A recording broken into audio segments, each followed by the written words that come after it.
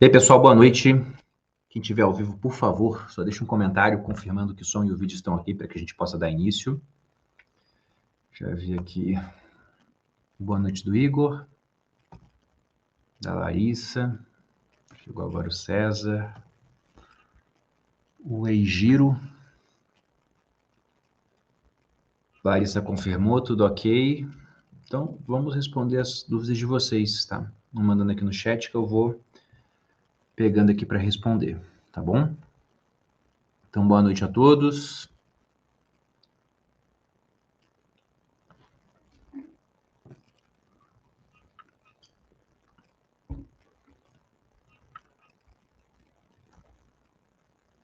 Edna, Lamartine, Priscila, Tarcísio, Niedila, Letícia, Jéssica.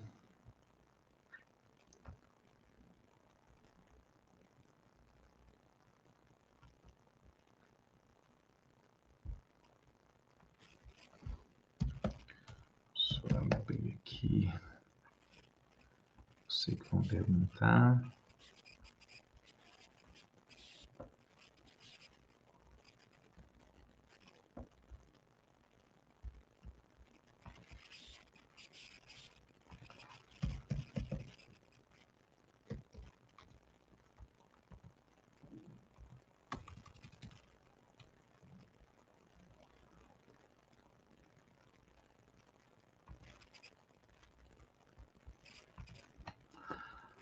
Bom, chegaram aqui as perguntas.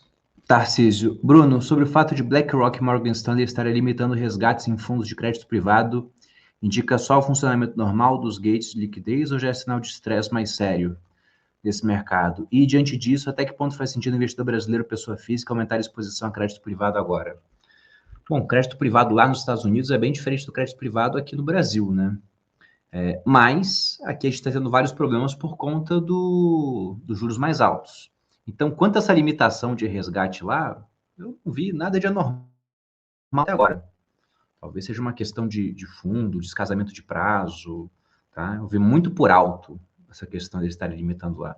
Agora, aqui no Brasil, várias debêntures de empresas que tinham um rating muito bom, né, AAA, estão dando problema, como por exemplo da Raizen agora.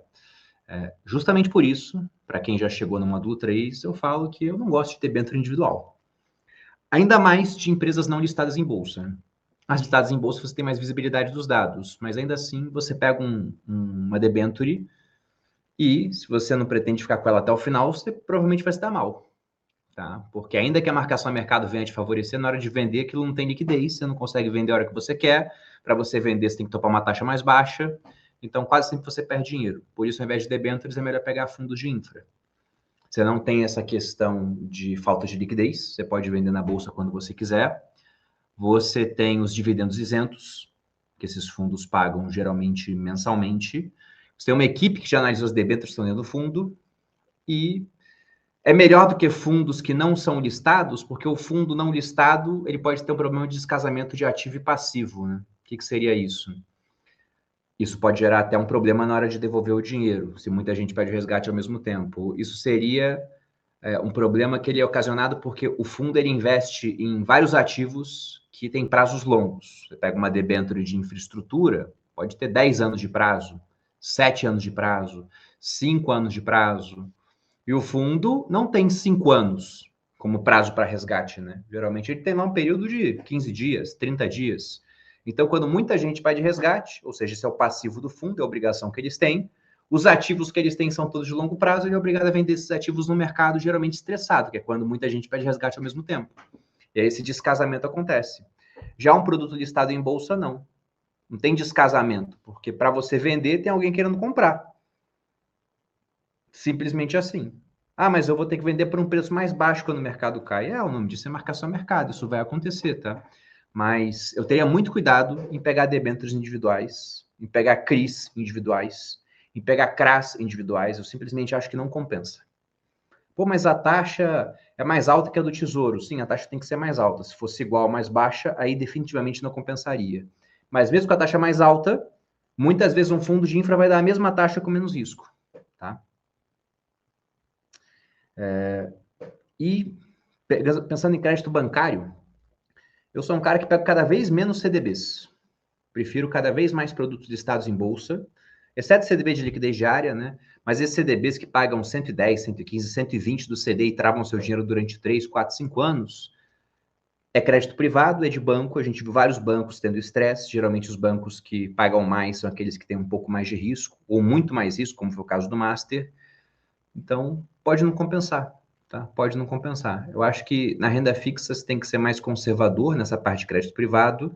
E se quiser correr risco, vai para um tesouro direto de prazo mais longo, que vai te dar um prêmio muito bom quando os juros caírem. Para correr risco mesmo, aí é para ir para renda variável. Você pode ter um ganho muito bom pelo risco que você está correndo, né? Na renda fixa você pode correr muito risco e o ganho não acompanha. A gente pode falar que renda variável é convexa, né? Você aposta centavos para ganhar reais. E a renda fixa, ela costuma ser côncava. Você aposta reais para ganhar centavos. Dando um exemplo aqui, que ele é útil, ele é didático, né? Vamos supor que eu comece a emprestar dinheiro para vocês. Eu faço 10 empréstimos de 10 mil reais para alunos diferentes. E eu cobro uma taxa de 10% ao ano. Eu sou um AJ muito bonzinho, né? No final de um ano, 9 alunos me pagam, o principal, voltou 90 mil reais, mais os juros, que deram 9 mil reais ao todo. Então, estou com 99 mil reais. Basta um único aluno não me pagar, que eu tinha um principal de 100 mil, que depois de um ano ele diminuiu para 99 mil. Por causa de um único calote. Eu emprestei para 10 pessoas, eu acertei 90% das pessoas para quem eu emprestei. Eu errei em um, eu já não tive retorno do meu investimento. Isso é a renda fixa, né? Lógico que aí você vai ter um FGC, e aí todos vocês já entenderam como a FGC funciona, né? Quem está assistindo o curso, você tem uma garantia de 1 milhão de volume global, 250 mil por instituição, conforme você vai usando, vai comendo esse 1 milhão que se renova a cada 4 anos.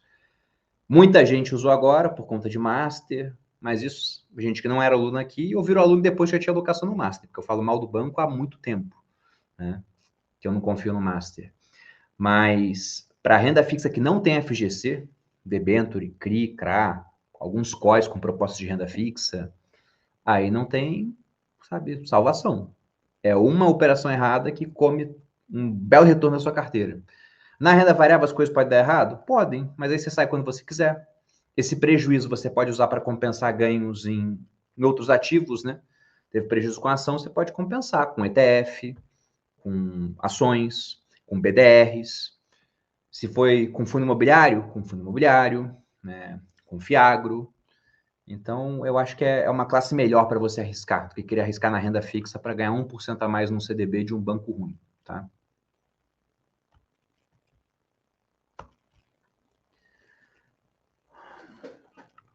Ruldinei falando aqui.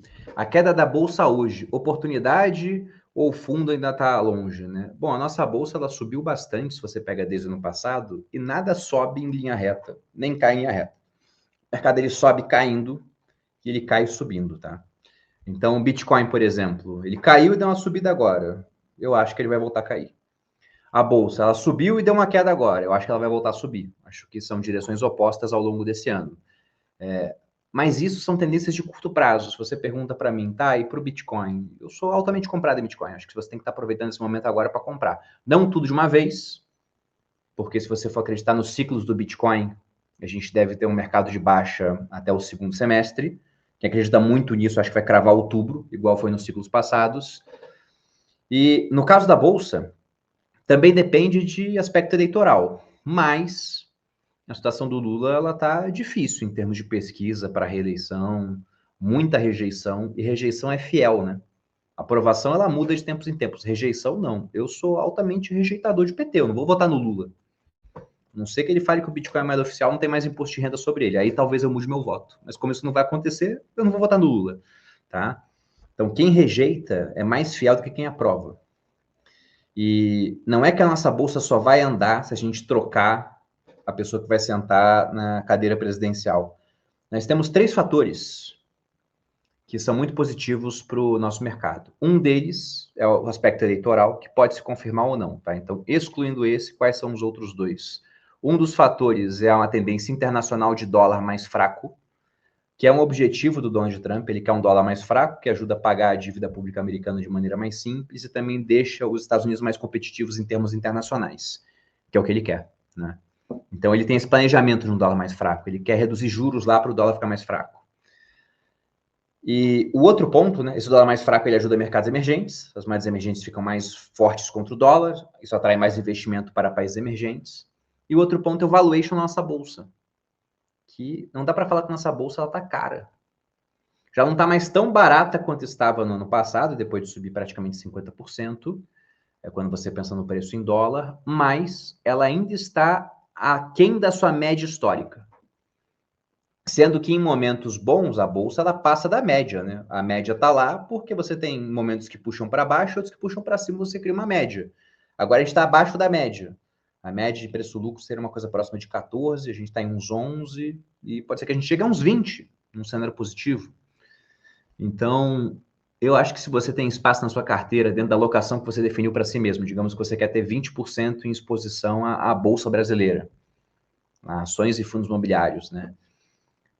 E você está com 18 por conta da queda da Bolsa, você deveria comprar mais 2. Tá? Eu acho que a gente está no mercado realmente atrativo. Eu fiz um Reels hoje, e lá eu falo sobre programas de recompra de ações. O que é isso, né? Bom, você é dono de uma empresa. E aí você tem um certo valor no seu caixa. Você foi lá, trabalhou trimestre após trimestre, foi engordando esse caixa e começa a pensar, o que eu faço com esse dinheiro, né? Você pode comprar concorrentes seus, fazer uma fusão, uma aquisição. Você pode reinvestir no próprio negócio para que ele continue crescendo. Você pode distribuir esse dinheiro para as pessoas físicas que são sócios da empresa, porque você não enxerga nenhuma oportunidade muito boa de investimento, de alocação de capital, e vê que o melhor é dar para a pessoa física, para você e para outros, para que vocês aloquem capital por vocês mesmos, comprando, por exemplo, Tesouro Selic, está rendendo 15% ao ano, né? Mas aí você olha as ações da sua própria empresa e fala, cara, eu conheço isso aqui mais do que todo mundo. E esse preço das ações não é condizente com a empresa, porque a gente vai vai crescer muito ainda. Esse ano vai ser muito bom e o próximo vai ser melhor ainda. Diante de todas as expectativas das opções que você tinha, né? Expectativa de retorno quando você compra um concorrente, quando você investe na própria empresa, quando você distribui dividendos para que você possa investir o dinheiro na pessoa física. Entre todas as opções, você considerou que a melhor era recomprar as próprias ações da sua empresa. Isso indica que a sua empresa está barata naquele momento. Que se você, que é o cara que mais conhece da empresa, está comprando, então é porque deve ser um bom momento. Geralmente isso costuma acontecer em mercados baratos. Muita gente recomprando, né? E na nossa bolsa a gente tem um pouco menos de 400 empresas listadas. Chegou a ser 400 e quase 20, umas 40 saíram da bolsa, então a gente está em uns 380 alguma coisa hoje. Dessas 380 alguma coisa empresas, 125 estão com programas de recompra em funcionamento. 125. Isso é uma indicação de que não é uma outra empresa que está barata, é o mercado como um todo que está depreciado. Tá? Tem empresa que não está recomprando ação e está barata também, mas é porque ela não tem caixa. Ela enxerga que, apesar de estar barato, ainda dá para reinvestir no crescimento do próprio negócio, dá para comprar um concorrente que está tão barato quanto ela, né? Mas tanta gente recomprando ação assim é um indicador de que seria um bom momento para quem está fora do mercado acionário entrar. Tá? E quando o oposto acontecer, zero programas de recompra, uma porrada de IPO acontecendo, os controladores das empresas vendendo ações na pessoa física, isso mostra um mercado muito caro. Aí seria um momento de, meu portfólio eu queria ter 20 de ações, subiu para cacete, tá 35, você reduzir, vender aquelas posições que não estão com fundamentos tão bons, porque o preço elevou demais, e deixar o tamanho do seu portfólio menor. Talvez até reequilibrar o portfólio, pensando que não seja tão interessante ter 20 em ações, ter 10, por exemplo, ter 15. Você vai lá e diminui o tamanho da fatia. Na época da pandemia eu fiz isso, tá? Eu tinha mais ou menos 30% em ações, e aí as ações e o Bitcoin caíram bastante. Eu já tinha vendido um pouco de ações, algumas muito esticadas, né? Mas não tanto assim. Tinha vendido o Banco Inter porque estava 2.000 vezes o preço-lucro. Lembrando que o preço-lucro é aquela métrica onde você divide o preço da ação o valor de mercado da empresa, o market cap, pelo lucro por ação ou pelo lucro que ela teve nos últimos 12 meses. A conta vai ser exatamente a mesma, o resultado. E a do Banco Inter dava 2 mil.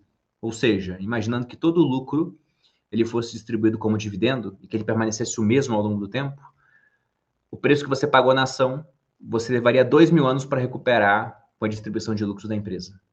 E aí eu sou investidor de longo prazo, mas 2 mil anos é tempo demais, né? Então eu vendi. Mas depois a bolsa mergulhou e eu queria mais espaço para comprar Bitcoin. Eu tinha um certo dinheiro guardado, mas ninguém tem dinheiro infinito, né? Então eu reduzi a posição em ações para comprar Bitcoin. Na época eu falei isso publicamente, muita gente me chamou de burro, porque a bolsa voltou, ela subiu, sei lá, uns 60%, né? Só que o Bitcoin subiu 400%. Então valeu muito mais a pena fazer essa troca na época, tá? Mas eu acho que a gente está longe do fundo porque é um mercado de alta, tá? Devido a dois fatores que não dependem do Brasil e um terceiro que depende do Brasil e que, se a eleição fosse hoje, eu acho que a direita levava. Por que tá com olho roxo? Já expliquei, né? Mas estou entrando num clube muito exclusivo. E aí tem todo esse rito de iniciação envolvendo Elizabeth II, de vida eterna, que tinha que me dar um soco no olho enquanto o Bill Clinton me segurava. Pô, Bruno, Elizabeth II, ela morreu, né? Claro, acredita nisso sim. Tô brincando, tá, gente? Foi jiu-jitsu.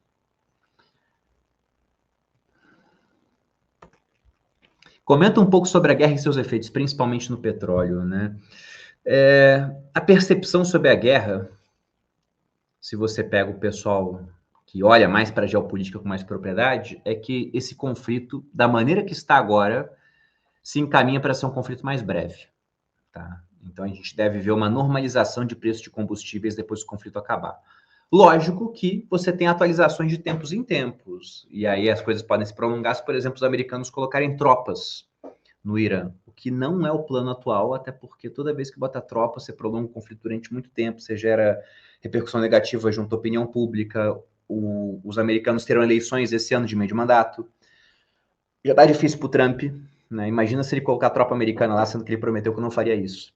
Você acha tweets da campanha dos republicanos onde eles falam que os democratas iriam enviar os filhos americanos para a guerra. E agora imagina os republicanos fazerem isso, né? Pegaria muito mal.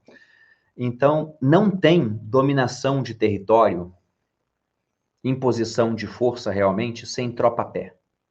Isso não acontece. Se você ficar só nessa dinâmica de bombardeios, os iranianos vão se organizar, você vai ter um novo ayatollah, um novo líder religioso, a teocracia vai permanecer como ela é, você não tem muitos ganhos reais com isso para os americanos, né? Mas parece ser o roteiro que ele é o mais crível nesse momento. Com isso, o preço do petróleo voltaria ao normal, você teria menos pressão inflacionária no mundo. Agora, se a guerra continuar durando, aí essa dinâmica de petróleo próximo a 100 dólares, ela vai continuar. O petróleo é o ativo mais inflacionário do mundo. Se o preço do petróleo sobe, o custo de frete sobe no mundo inteiro. O custo de fertilizante sobe pra caramba também. O custo dos alimentos sobe. O Seneca ele tem uma frase muito interessante, né? Que é essa questão dos alimentos. Ele falava que o povo esfomeado não escuta a razão, não se acalma com o que é justo e nem se dobra por nenhum apelo. Então, quando as pessoas estão com fome, você tem revoltas que derrubam governos, né? Isso muito mais em países bem mais pobres do que o Brasil hoje em dia. Eu não acho que isso aconteceria aqui, mas você teria preços das coisas aumentando. O primeiro sintoma é combustível. Existe um site da Abicom, que é a Associação Brasileira dos Importadores de Combustíveis, que mostra a diferença entre o combustível vendido pela Petrobras e aquele vendido internacionalmente. No auge da escalada do preço do petróleo, com um barril em mais ou menos 110 dólares, o diesel estava sendo negociado aqui no Brasil mais de R$ 2 abaixo do preço internacional. E a gasolina alguma coisa como 1,20 abaixo do preço internacional. Imagina o diesel e a gasolina aumentando R$ 2 e R$ 1 por litro na bomba agora. Seria terrível para a popularidade do Lula. E aqui, né, a gente tem que reconhecer que ele não teria culpa nenhuma disso. Simplesmente ele teve o azar de ser o presidente enquanto essa guerra acontecia lá no Oriente Médio, né? Tomara que isso não venha a acontecer, uma guerra prolongada, tanto pelo fator humano também, quanto pela questão dos preços. Até porque, além dessa repercussão negativa em popularidade para quem está no poder, tanto aqui quanto em outros países, que poderia afetar a eleição aqui, a eleição lá fora seria mais um prego no caixão do Lula aqui, você também teria dificuldade de corte de juros em vários países. Aqui no Brasil, acho que nem tanto. Se você pega, inclusive, a gente vai ter reunião do Copom na semana que vem, né? E aqui, neste site, a gente vê as opções de Copom para a reunião que começa terça e termina quarta da semana que vem. Vejam que a expectativa, mesmo com tudo que está acontecendo no mundo, é de queda de juros. Poucas pessoas, 10% acreditam em manutenção, 51% acreditam em queda de 0,25%, 39%, né, ou seja, 90% acreditam em queda, sendo 39% acreditando em queda de 0,5%, e tem menos de 1% acreditando numa queda mais forte. Então, a gente deve começar a ter o ciclo de queda de juros no Brasil já na próxima semana. Agora, se você tem preço de combustível muito alto, esse ciclo ele pode ter que ser pausado, ele vai durar menos do que em outras ocasiões, isso pode acontecer. Um ciclo de juros caindo menos afeta o desempenho da bolsa, porque parte da subida da bolsa pode ser explicada pela animação com a aproximação do ciclo de queda de juros. Se você pega esses estudos, e toda hora alguém publica estudos sobre isso no mercado, né, que mostram as correlações entre corte de juros e subida da bolsa nos últimos anos, você não encontra ciclo aqui no Brasil de corte de juros, praticamente, onde a bolsa não subiu. Sendo que ela não sobe só depois que o ciclo começa, ela começa a subir em antecipação, porque o mercado sempre antecipa as coisas. Se eu sei que o juro vai cair, a bolsa vai subir, eu não quero comprar a bolsa depois que ela já tiver subido, eu quero comprar antes. Só que como muita gente antecipa, a bolsa começa a subir antes. O juro cai, ela continua subindo depois. Tá? Esse é mais um fator pelo qual eu não acredito que a gente está, entrando no mercado de baixa, porque tem muita gordura de juro aqui para a gente cortar. Nosso juro tem 15%.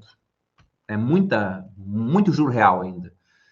E por conta disso, né, apesar do petróleo mais caro, o ciclo vai começar. Agora, idealmente, para que seja um ciclo mais longo, que vai beneficiar a bolsa, que vai beneficiar quem está comprado em títulos públicos, embora os de mais longo prazo não dependam de queda de Selic apenas, depende muito mais de mudança estrutural, a eleição é muito mais importante para isso do que queda da Selic agora, por exemplo. Mas em renda fixa com títulos de prazo mais curto, tem um pouquinho de ganho na marcação a mercado também. Isso depende de queda de juros e é bom ter um petróleo mais barato para que isso possa vir a acontecer. Né? E queda de juros é bom para ativos de risco de maneira geral, tá? Para o Bitcoin também seria interessante.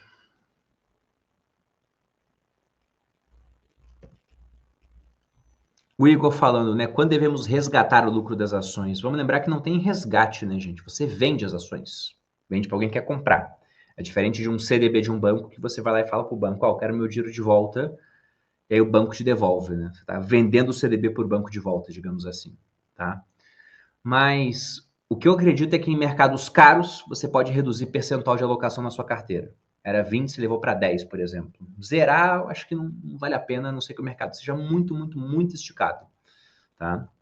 E aqui no Brasil é difícil isso acontecer, ficar muito esticado, com múltiplos muito fora da realidade. Sempre vai ter alguma coisa mais ou menos barata para você colocar na carteira. Mas além disso, ao longo do tempo, se você vê que o mercado está subindo muito e ultrapassou a fatia de alocação que você considera ideal para o seu patrimônio, pela sua percepção de risco, pela questão de que você já tem um negócio, por exemplo, você queria 20, subiu para 25, você vai ser obrigado a vender ações para comprar outra coisa. Você pode topar temporariamente, extrapolar a sua alocação, mas uma hora você vai ter que vender. Tá? E pode ser que a empresa seja maravilhosa, mas se você quer manter sua alocação e comprar outras coisas que estão mais baratas, você vai ser obrigado a vender. Tá bom? A gente pode falar que existem algumas situações onde eu gosto de vender ações. Se eu não me engano, são 4. Tá? Puxando aqui pela cabeça, mas tem aula sobre isso no módulo 4. Bom, a primeira delas é quando a ação perde os fundamentos. Você comprou uma empresa que é muito boa porque existe pouca concorrência. Era negociada a múltiplos razoáveis para uma empresa que é um monopólio. De repente aparece mais concorrência. Pode ser que ela tenha perdido o fundamento. Tem que ver, né, se a concorrência começa a ameaçar ela ou não. Começou a ameaçar. Aí você vê que ela perdeu o fundamento, você vai vender. Provavelmente com prejuízo, tá? Ela vai ter caído alguma coisa, porque mais gente do mercado vai ter visto isso também. Essa é uma dinâmica, perda de fundamentos. Um desses fundamentos pode ser o preço. Nesse caso, o preço pode ter subido muito, muito além do que é o razoável, você pretende vender. É uma dinâmica até melhor de você se livrar da ação, porque você vai estar ganhando dinheiro. Foi o que aconteceu comigo com o Banco Inter. Só que pode dar uma dorzinha também, porque eu ganhei 600% com o Banco Inter e depois que eu vendi, ele subiu mais 100%. Ou seja, se eu tivesse segurado, eu teria ganho 1.200%. Faz parte. Você não vai acertar sempre, né? Então, preços muito além do que seria o razoável podem ser também um indicador de venda. Você comprou a empresa quando ela negociava a 10 vezes lucro, tem tanta animação em cima dela agora que ela negocia 50, 60, 100 vezes lucro. Se você não acha que o lucro vai crescer tanto assim, a ponto desse múltiplo contrair por conta disso, pode valer a pena vender. Tá? Um outro ponto é essa questão de ultrapassar a alocação que você tinha planejado. Para rebalancear, você vai ter que vender. E o último é que você gosta da empresa, ela não está com fundamentos ruins, o preço dela não subiu para caramba, a ponto de você falar que está na hora de você vender para comprar outra coisa que está mais barata. Ela não está numa alocação que é proibitiva de você continuar com ela no seu portfólio. Por que você vai vender? Porque apareceu coisa melhor. Vocês têm que se deitar na cama e no dia seguinte, a primeira pergunta a se fazer quando você pensa em investimento é: eu compraria o mesmo portfólio que eu tenho hoje? Você pode imaginar da seguinte maneira, né? Você acordou com todo o seu dinheiro investido, líquido, na sua conta bancária. A pergunta é, agora eu vou ter que investir de novo. Se as suas decisões não forem de comprar praticamente a mesma carteira que você tinha, então tem algo errado, né? Se você tinha 5 ações, aí você vai dormir e pensa que acordou com todo o dinheiro na conta, e quando você pensa em comprar 5 ações, nenhuma delas são as que você tinha, por que você carrega aquelas empresas, então? É melhor você vender. Pô, mas eu estou com prejuízo, tá? Você vende, esse prejuízo você pode anotar, lá o MyProfit faz isso automaticamente. Quando você tiver lucro, você não vai ter que pagar imposto, porque tem esse prejuízo para usar para bater o lucro. Então não tem por que ficar carregando empresas ruins na carteira. Ah, mas tá com muito prejuízo. Vende, dane-se. O prejuízo você pode compensar depois. Se ela é ruim, ela não vai voltar a subir. Quem vai subir são as empresas boas.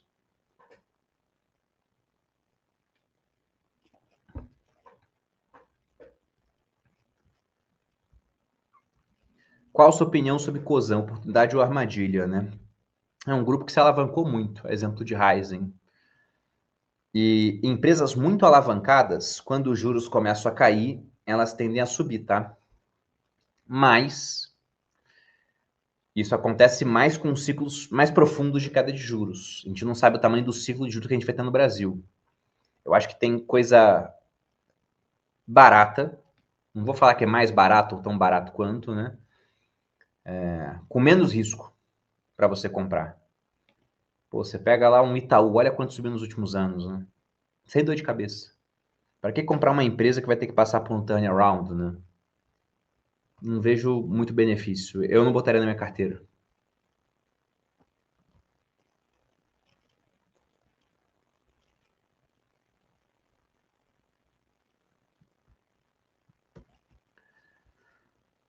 Aqui o Tarika perguntando. Ou a Tarika.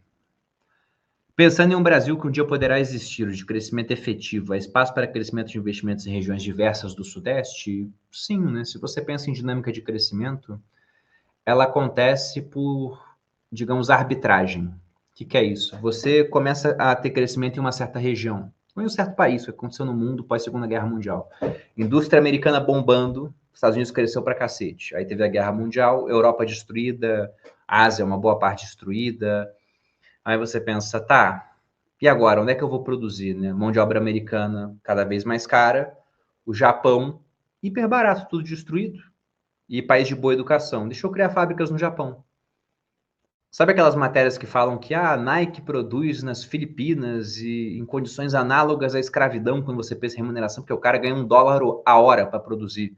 O Japão era assim pós Segunda Guerra Mundial.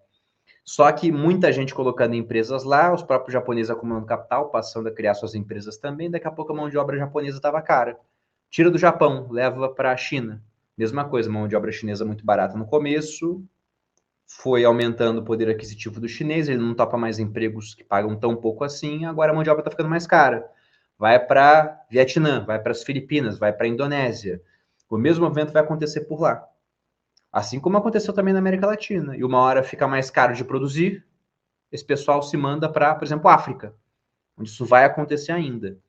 Então, as empresas sempre vão tirar o dinheiro de locais onde a mão de obra está cara para levar para locais onde a mão de obra está barata. Esse sempre ele pode passar por uma disrupção quando você tiver muitos robôs simplesmente espalhados pelo mundo, né? Porque aí é até uma dúvida de como vai ser o mercado de trabalho no futuro por conta disso. Mas sem a dinâmica de robôs, é o que aconteceria. Você vai procurando esses bolsões onde a mão de obra é mais barata. Pô, mas isso é sacanagem, o filipino trabalhando, fazendo tênis e ganhando $1 por hora. Tá, qual é a alternativa dele? Ele estaria ganhando 30 centavos de dólar se prostituindo na rua, às vezes. Então aquela é a melhor alternativa que ele tem naquele momento. E por isso que ele vai para a fábrica da Nike. Naquele momento é o melhor que ele tem. Tá? E aí, com mais empresas entrando, as condições vão ficando melhores. Essa competição por mão de obra vai gerando isso. Agora, saindo do mundo, vindo para o Brasil, no Sudeste a mão de obra é mais cara. Vamos produzir no Sul. No Sul a mão de obra também é cara agora, em comparação a outros locais do Brasil. Pô, então vamos para onde a mão de obra é barata. Então vamos para o Nordeste, vamos para o Norte, vamos para o Centro-Oeste. Pô, mas a infraestrutura lá é ruim. Em algum momento a gente vai ter uma infraestrutura melhor. Com o governo querendo realmente fazer isso, né? E eu não digo nem que o governo tem que fazer a estrada, é simplesmente criar as condições para que a iniciativa privada queira fazer isso. Que condições são essas? Estabilidade jurídica, certeza de propriedade privada, uma moeda mais estável para que os empreendedores possam fazer contas, né, e avaliar se o cálculo econômico daquilo vale a pena. Vou investir tantos milhões, vai demorar tanto para o dinheiro voltar, daqui a tantos anos eu vou pegar o dinheiro. Agora imagina fazer essa conta com uma inflação alta, com o governo querendo imposto atrás de imposto. E quando eu digo isso, não é só imposto de renda. Você vai comprar um negócio que é importado, e a gente importa muita coisa, é um componente do cimento, o imposto era 0, agora o imposto é 20%. Ferrou o teu plano, entendeu? Então, quanto mais incerteza o governo gera, mais difícil fica desenvolver infraestrutura aqui no Brasil. Quanto mais previsível a regra do jogo, mais fácil das coisas acontecerem. Então, em algum momento, nesse Brasil que você colocou de crescimento efetivo, a gente vai ter mais desenvolvimento em outras regiões que não são a Sudeste. Quando? Aí depende de tornar a regra do jogo mais previsível para quem empreende, para quem investe. Quando isso acontecer, nesse Brasil de crescimento real, a gente vai ter mais distribuição e desenvolvimento pelo país, não vai estar tão concentrado assim. É assim que as coisas funcionam, né?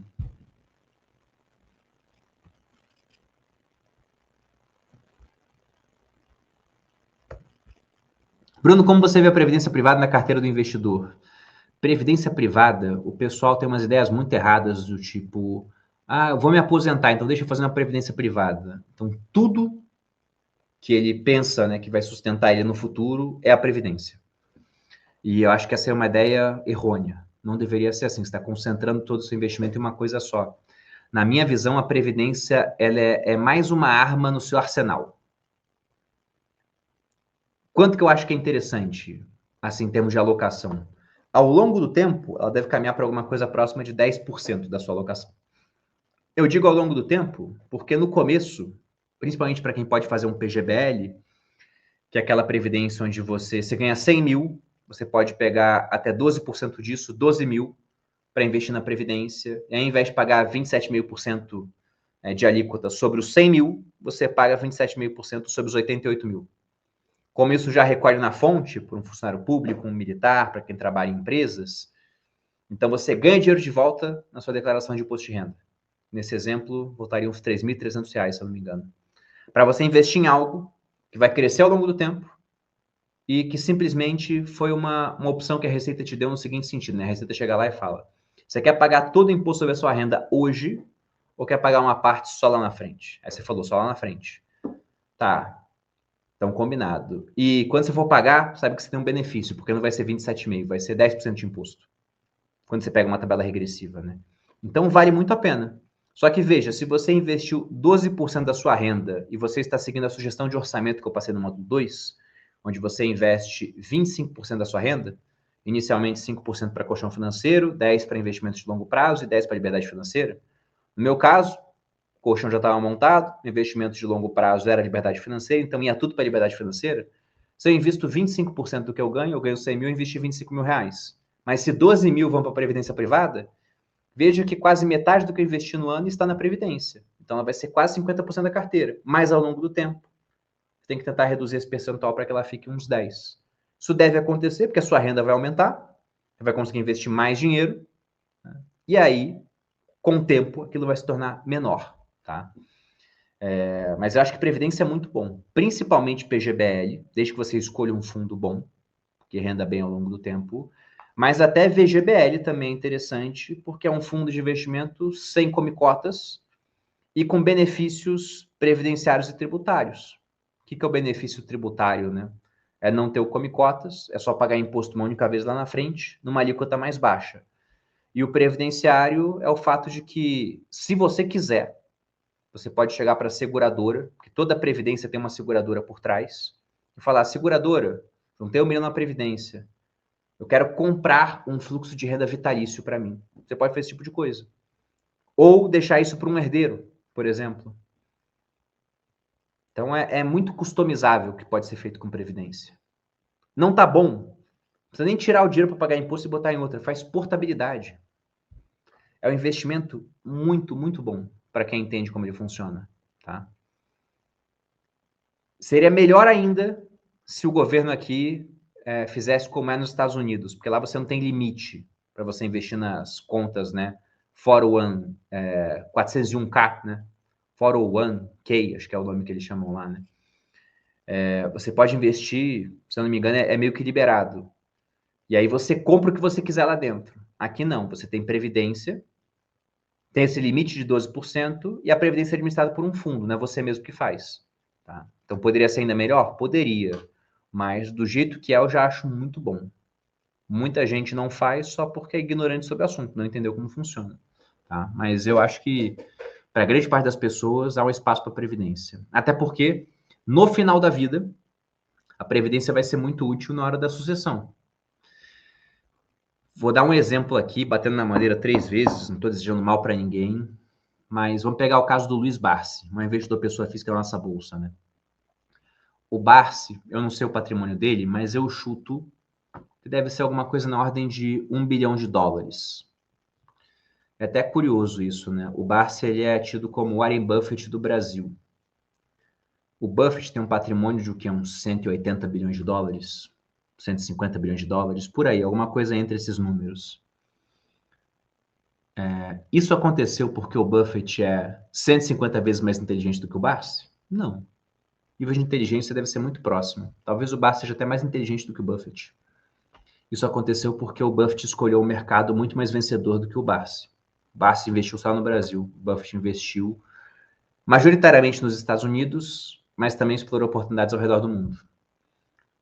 Isso deveria ser um recado muito claro para nós, alocadores de capital, quando a gente pensa em prazos maiores, né? Não é para ter tudo em um único país, ainda mais sendo esse país um país emergente como o nosso, que tem coisas boas, mas também tem bastante coisa ruim. Basta olhar a parte dos nossos poderes, né? Judiciário, legislativo, executivo. Tem muita coisa ruim no Brasil, tá? Mas voltando aqui, não é esse o foco, não. Então, o Barsi tem mais ou menos $1 bilhão. Vou botar aqui R$5 bilhões. O Barsi em algum momento vai falecer. Todo esse dinheiro dele está na pessoa física, na bolsa de valores. Na hora, isso vai entrar em inventário. E aí a família dele vai ter custo com advogado, vai ter custo com o próprio inventário e estrutura, vai ter que pagar ITCMD, Imposto sobre Transmissão, Causa Morte e Doação, variando entre 4% e 8%. Facilmente essa conta vai chegar a uns 20%. Então, dos 5 bilhões do Barsi, 1 bilhão, facilmente, vai ficar só para fazer a sucessão. Se o dinheiro do Barsi estivesse num fundo de previdência, VGBL, não vai ter esse benefício lá do PGBL, né? Ele administrando o fundo, ele poderia estar comprando as mesmas empresas que ele tem na carteira, tudo igual. Na hora que ele viesse a falecer, o dinheiro iria já separadinho para os beneficiários. Ele deveria pensar na questão da lei, né? Porque você tem parte legal e parte legítima. No módulo 7 a gente fala disso. quando você morrer, tem que ter ciência do seguinte, né? Do seu patrimônio, metade você pode dispor como você quiser, parte disponível. Você pode deixar para o porteiro do seu prédio que te tratou muito bem nos últimos anos da sua vida, sendo que seus filhos não te visitaram. Batendo na madeira aqui, que não desejo isso para ninguém também. A outra parte, a legítima, vai seguir os ditames da lei. Vai pensar em cônjuge, descendentes, ascendentes. Então, seus filhos, sendo bons filhos ou não, vão receber alguma coisa. Poderiam receber mais da parte disponível. Então, se ele tivesse um fundo de previdência, ele poderia ter feito isso já. Seria mais tranquilo e não teria essa mordida de quase 20% por conta do processo sucessório. Tá bom?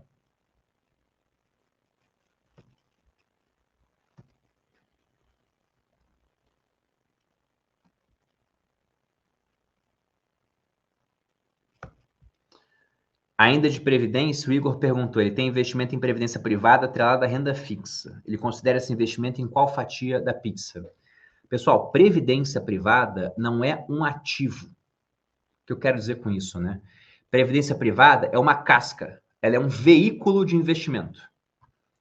E aí, o que tem nesse veículo? Isso que vai ditar onde aquilo entra no seu portfólio. Se é uma previdência que só investe em renda fixa, então é sua alocação de renda fixa. Se é uma previdência que só investe em ações, então é ação. Se é uma previdência que só investe em cripto, tem algumas assim. É criptomoedas. Ah, ela é uma carteira multimercado, né? Então você pode entender que ela meio que está dividida entre tudo. Ou você tem uma fatia lá de multimercados, né? É a previdência Arca. Pô, você tem 1 milhão na Arca você sabe que 10% é fundo imobiliário, 30% são ações, 40% é renda fixa e 20% é mercado americano. Então depende do que tem na previdência, mas no seu caso é renda fixa. É isso, tá? Então lembra sempre, né? Previdência é a casca. O que tem na previdência? É por isso que quando o pessoal fala, pô, previdência é ruim, é uma frase meio sem sentido. O que tem nessa previdência? Ah, não, essa previdência é de um banco com um bancão, taxa de 3% ao ano e só compra título público pós-fixado, só compra o Tesouro Selic, que a gente compra no Tesouro Direto. Aí é ruim mesmo, porque nunca vai ganhar do CDI se compra a mesma coisa, mas tem 3% de taxa para funcionar. Aí realmente é ruim, tá? Agora, não, ela compra ativos muito bons, ela está dando 120 do CDI, ainda tem benefício tributário, previdenciário, sucessório. Como é que o negócio é ruim? É você que é burro, não entendeu como é que o negócio funciona. É isso.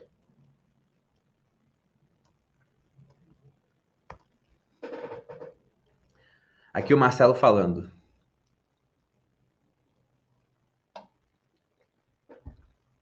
O mercado estaria precificando errado o BTC3 e Melius, né, que é Cash 3, uma vez que o ativo que elas acumulam está mais baixo, dando oportunidade de lucros bem maiores quando o BTC subir novamente?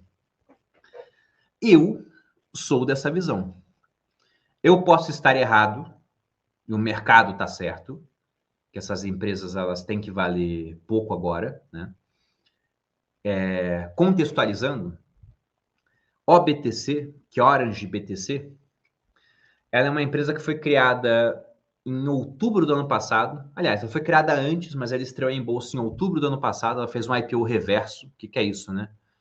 IPO é quando a empresa abre capital na bolsa. Quando fala IPO reverso, o pessoal pensa que ela está fechando o capital, saindo da bolsa. E não. Quando ela sai da bolsa é um OPA, oferta pública de aquisição. IPO reverso é quando, para entrar na bolsa, ela já compra uma empresa que é listada. É isso que é o IPO reverso. Ela comprou uma casca de uma empresa listada de educação. Intergraus, mano. O objetivo dela é apenas acumular bitcoins. Para isso, eles têm um dinheiro em caixa, capitalizados por investidores, e também eles têm omitir uma dívida com juros zero, a primeira da América Latina, conversível em ações. Então, quem emprestou dinheiro para eles aceita a chance, a possibilidade de converter esse dinheiro em ações lá na frente, se não me engano, num prazo de 5 anos, a um certo preço. Eles têm uma opção para converter em ações, mas o juro é zero, né? Essa empresa tem hoje uns 3.700 e alguma coisa bitcoins. Deixa eu ver aqui no site deles. 3.723 bitcoins. Inclusive, deixa eu botar na tela o site deles. Não, essa daqui. Abri aqui outra.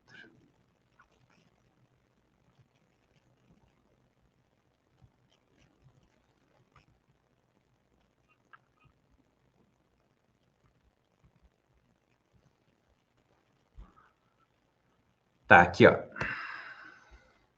Esse é o site de relação de investidores da hora de BTC. 3.723 bitcoins em reserva. E aqui tem informação interessante, né?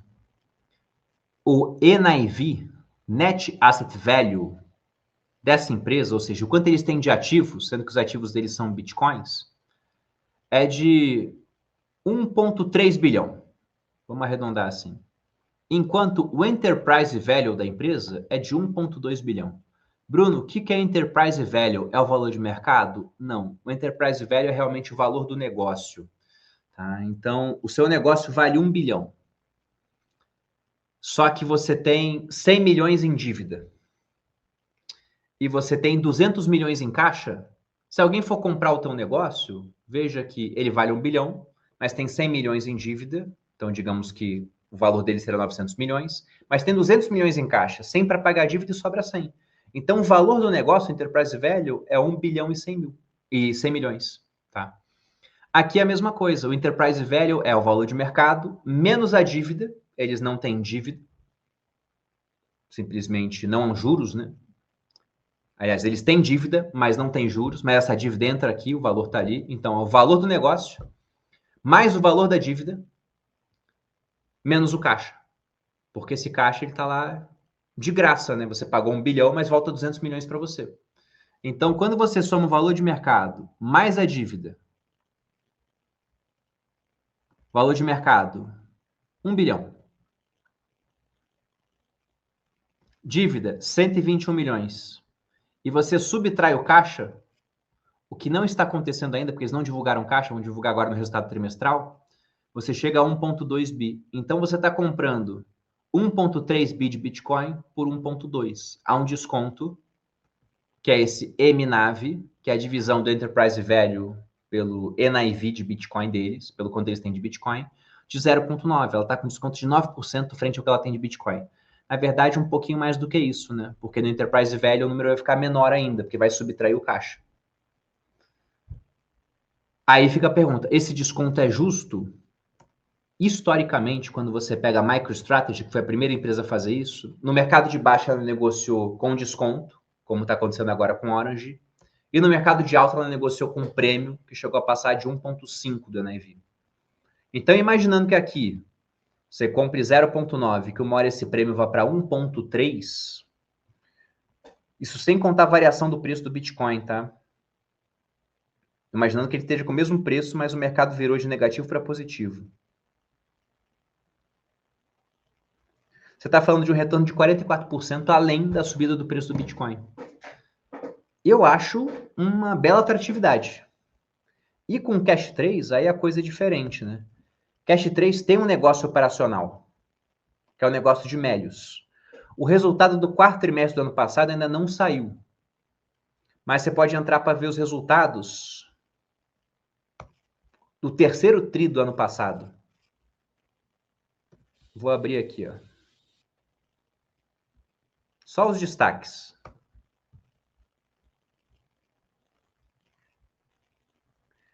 EBITDA, 94,7 milhão, recorde histórico. 207% de crescimento frente ao mesmo período, last 12 months do ano passado. Essa aqui é 2025, 2024, né? 2025 versus o ano retrasado, então. Margem EBITDA, 21,4, recorde histórico. 13,2 pontos percentuais a mais. Receita, 123 milhões, recorde histórico.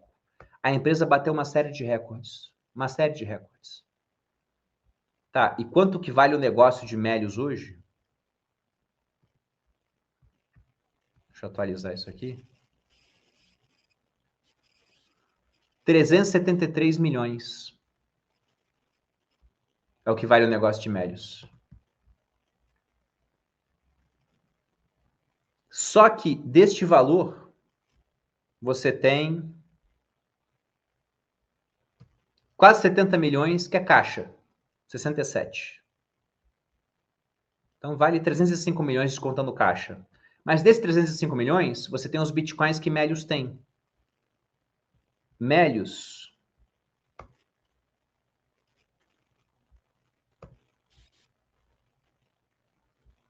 tem hoje 604,7 bitcoins. Bom, se eu faço esse valor, 604,7, vezes o preço do Bitcoin agora, na hora de BTC tem um preço aqui em cima, 356 mil,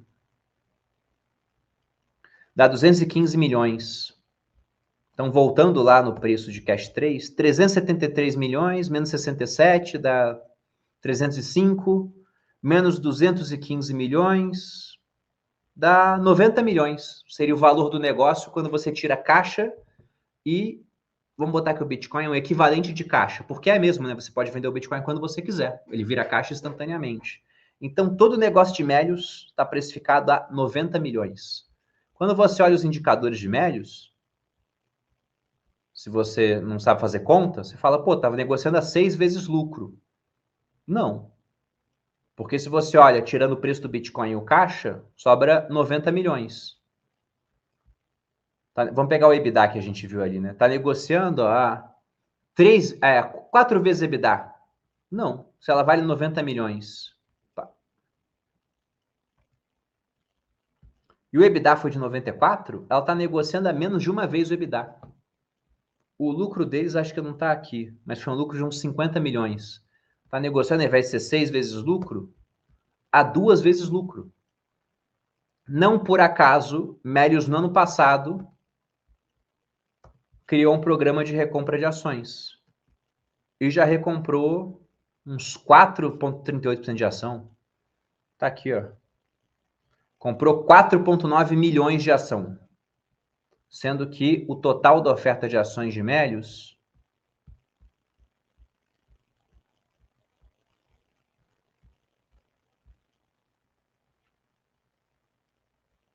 eles têm total de papéis 113 milhões. Então, de 113 milhões compraram 4, né? Esse número aqui já deve estar descontando os 4 comprados. Então, 117 milhões compraram 4. Cara, a gente está falando aí de 3% das ações já. Se a empresa paga um dividendo de 6% mais 3, daria 9 de retorno, né? No caso, eles não pagam dividendos, vão usar o dinheiro para comprar Bitcoin. Mas é uma empresa que está barata também. Se ela fosse uma empresa que desse prejuízo, aí eu enxergar a lógica dela estar negociando com um valor do seu negócio tão barato assim. Como ela, na verdade, está dando lucro e é um lucro que ele cresceu ao longo do tempo, é muito bom. Inclusive, eles devem divulgar resultados daqui a pouco tempo, né? Porque está em março, né? É referente ao último tri do ano passado. Eles divulgam mais ou menos pelo meio do mês, historicamente. Então, daqui a pouco devem estar divulgando o resultado. Esse resultado, se você for olhar a receita, acho que vai ser outro recorde, porque o último trimestre do ano geralmente é melhor para Melius. Eles são uma empresa no final de varejo, né? O varejo vende mais no final do ano, ponto de Black Friday, novembro, e Natal, dezembro. O EBITDA provavelmente também vai ser recorde, que é esse resultado operacional da empresa. O lucro, com certeza, não vai ser recorde, porque você é obrigado a fazer, é norma contábil isso, impairment, quando os seus ativos eles baixam muito de valor. E como eles têm muito Bitcoin comprado por um preço, e agora o Bitcoin está abaixo desse preço, eles serão obrigados a fazer esse impairment. O que é isso? Estava lá no balanço deles, a gente tem 604 Bitcoins que foram comprados por 100 mil dólares, por exemplo. Só que agora o Bitcoin está 70 mil dólares. Então eles vão ter que botar que perderam 30 mil dólares para cada Bitcoin. Que vai dar alguns milhões aí. Isso vai impactar o lucro líquido. Só que isso não tem efeito caixa, tá? É só um ativo. Você comprou tua casa, ela valia 10 milhões, mas aí que passou um viaduto do lado, agora ela vale 8. Isso não afetou o seu caixa. Mas no balanço patrimonial você foi afetado. É a mesma coisa que acontece com a empresa. Então vai ter um efeito no lucro que ele não é um efeito caixa. O caixa continua lá, eles vão ter gerado caixa para comprar Bitcoin. Então eu acho que é uma posição que ela, com o tempo, vai se provar vencedora.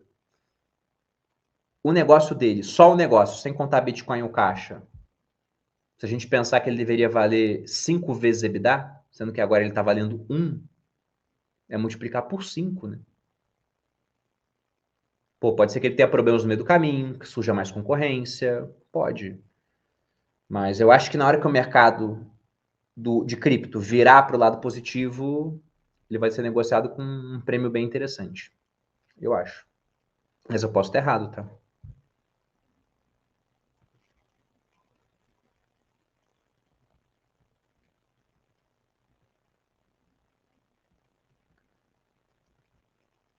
Suelen perguntando aqui, para investimentos na pessoa jurídica, o imposto de renda funciona pela tabela regressiva apresentada no curso também? Olha, depende de como é o regime de tributação da sua empresa. Mas se for uma empresa do Simples Nacional, o que vai acontecer é o mesmo tipo de imposto. Tá?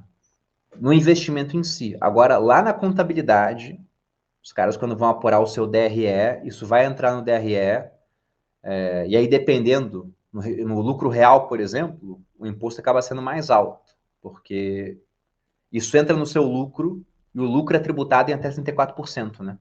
Então, depende de qual regime você está. Mas o conselho que eu daria é, você tem uma pessoa jurídica, você tem um consultório de odontologia, você é médica, né? Você é advogado, o fluxo é, você ganha dinheiro na pessoa jurídica, você mantém lá o necessário para a expansão da empresa e emergências, um CDB, por exemplo. Não é para comprar ação, fundo imobiliário, cripto na sua empresa. Ah, mas eu quero comprar fundo imobiliário, ação e cripto. Passa o dinheiro para a pessoa física, distribui como dividendo e compra aqui.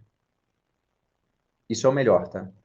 Você tem PJs que são exclusivas para investimento. Você abriu um fundo exclusivo. Você tem algum tipo de holding para fazer isso. A norma de tributação vai ser diferente. Mas é muito difícil que você tenha uma estrutura que compense hoje para a pessoa física com pouco dinheiro não investir na pessoa física. Eu já cheguei a cogitar. Lá atrás eu queria abrir um fundo exclusivo. O Haddad acabou com esses planos que ele criou um Come Cotas para fundo exclusivo. Eu cheguei a cogitar abrir um fundo de ação para mim. Por quê? Porque quando eu vendo ações, eu posso ter que pagar imposto, a não ser que eu tenha prejuízo para compensar. Se eu tiver um fundo de ação, eu posso ficar vendendo, comprando, vendendo, comprando. Quando que eu pago imposto? Só quando for resgatar o dinheiro do fundo. Isso pode demorar 10, 20, 30 anos para acontecer. Só que fundo eu vou ter que pagar uma taxa, vai ter um banco administrador. Ainda que eu seja o gestor, vai ter banco administrador, vai ter algumas questões contábeis, você tem um custo para manter aquele fundo. E como eu não sou um vendedor quanto mais de ações, eu simplesmente compro e vou segurar. E quando eu vou vender, eu sempre tento arranjar um prejuízo para compensar. Eu tenho prejuízo ao longo do tempo para isso também. Então, acabou que não valeu a pena, né? Para 99,9% das pessoas, é melhor investir como pessoa física.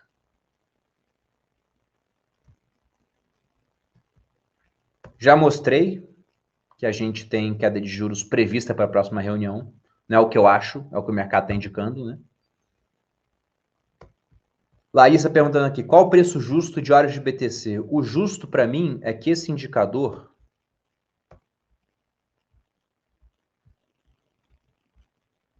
não é um preço, porque eu não consigo ver o preço, que vai depender do preço do Bitcoin, né? Mas a relação justa do MNAV, que está em 0,91, eu diria que é 1 ponto alguma coisa. Tem que ter um leve prêmio sobre o que eles têm de Bitcoin. Por quê? Porque o valor de uma empresa não é sobre o que ela tem, é sobre o que ela vai ter no futuro, sobre o resultado que ela vai gerar. E quando você compra um ETF, você vai ter o mesmo número de Bitcoins lá dentro, no ETF. A tua parte é exatamente a mesma. Reduzindo um pouquinho ao longo do tempo, porque tem taxa de administração. Aqui não. Você compra essa empresa, hoje eles têm um certo número de Bitcoins por ação, na verdade, satoshis, né? 2.294 satoshis, e veja que esse número de satoshis aumentou ao longo do tempo. Então, você vai ter mais bitcoins por ação ao longo do tempo. Por conta disso, como vai aumentar o número, deveria haver um pequeno prêmio sobre o MNAV. De quanto é esse prêmio? 1,1? 1,15? Acima de 1,3, eu acho que é demais. Até um jogo de arbitragem, que possa ser que eu faça no futuro, eu compro horas de BTC quando a MNAV está em 0,9, eu vendo horas de BTC quando a MNAV chega em 1,3, e aí eu compro Bitcoin. Pô, por quê? Porque aqui eu estou comprando mais barato. Ao invés de comprar Bitcoin, eu estou comprando... Bitcoin está 70 mil, eu estou comprando Bitcoin por 63 mil. Desconto de 10%. Aí, quando o MNAV subir, for para 1,3, eu vendo aqui, vamos dizer que o Bitcoin esteja em 100 mil. Eu vou estar vendendo aqui por 130 mil para comprar o Bitcoin por 100 mil. É um jogo que, se repetido ad eternum, deixa qualquer pessoa, mesmo que tenha começado com um mínimo de recurso, rica, né? Então, eu gosto disso. É o que eu pretendo fazer.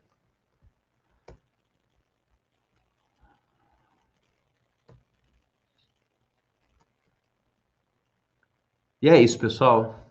Aqui piada sobre meu olho, né? Não basta ter virado cliente do McDonald's, ainda fui atropelado.